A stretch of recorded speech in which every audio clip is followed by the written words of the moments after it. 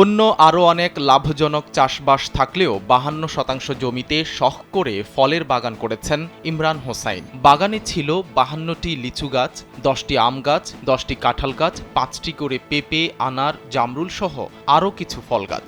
অনেকগুলো গাছেই ফল ধরেছিল। রোববার ভোরের আলো ফুটতেই দেখা যায় গাছগুলো মাঝ বরাবর করাত দিয়ে কেটে ফেলা হয়েছে।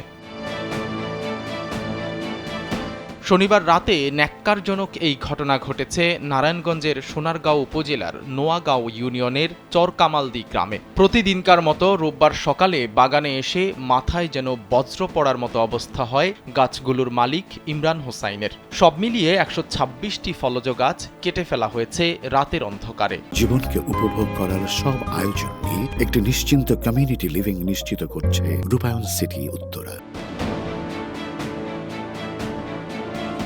বাগান মালিক এবং স্থানীয়রা ধারণা করছেন নির্বাচনী দ্বন্দ্বের বলি হয়েছে ফল গাছগুলো, তাই এটা তারা কোনোভাবেই মেনে নিতে পারছেন না। তারা প্রশ্ন রাখছেন, মানুষে মানুষের শত্রুতা থাকতে পারে, কিন্তু গাছগুলোর দোষ কোথায়?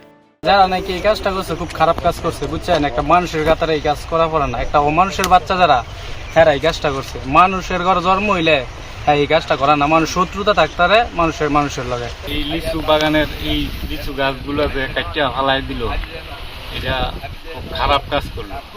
তো ওনার সাথে এমন কোনো লোকজন নাই যে শত্রুতা নিয়ে আসছে। ওনার ছেলেরা ঘোড়া প্রতীকের নির্বাচন করছে। সেইখানে মনে হয় যে আনারস প্রতীকের লোকজন এই কাজ করতে পারে কিনা, এটা সঠিক আমরা দেখি নাই, এখন সঠিক আমরা বলতে পারি না।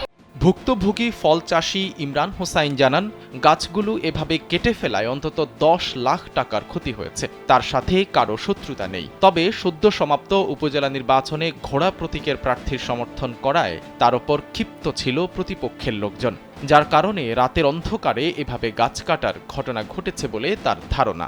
এই গাছগুলো করাতের মাধ্যমে কাটা হয়েছে। আমাদের এলাকায় আমাদের কারোর সাথে কোনো ঝামেলা নাই, আমরা কারোর সাথে কোনো ঝগড়াও করি না। আমি ধারণা করতেছি যে 21শে মে যে নির্বাচন গেছে, এখানে আমরা ঘোড়া প্রতীকে নির্বাচন করেছিলাম।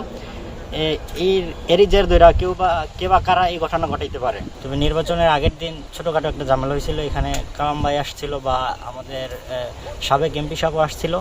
ওই সময় মানে আরও লোকজন আসছিল বিভিন্ন গ্রাম থেকে। ওই সময় মিছিল করতে যায় একটা ছোটোখাটো তর্কাতর্কি হয়েছিল আর কি। ফল গাছ কেটে ফেলার বিষয়টি স্থানীয় জনপ্রতিনিধিদের জানানোর পাশাপাশি সোনারগাঁও থানায় লিখিত অভিযোগ দিয়েছেন ভুক্তভোগী ইমরান। তদন্ত সাপেক্ষে ঘটনায় জড়িতদের খুঁজে বের করে বিচারের মুখোমুখি করার আশ্বাস দিয়েছে পুলিশ। সাইদ রহমান, কালবেলা।